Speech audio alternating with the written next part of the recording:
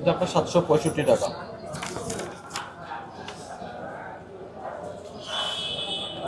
যে উনি এই রুটটি ইউজ করছে আর কি, 10 নম্বর। তো আপনার যেখানেই গাড়ি যাবে সেখানেই ভাড়া দিতে হবে নাকি? জি স্যার। আপনি কম নিচ্ছেন না?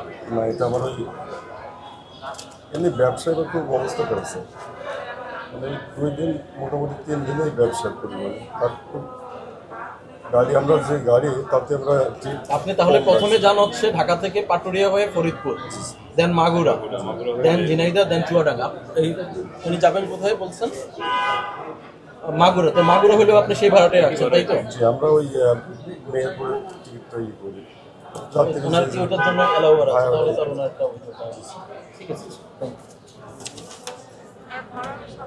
জি স্যার, আমাদের এই সার্টটা টায়ার আছে আমাদের বিআরটি।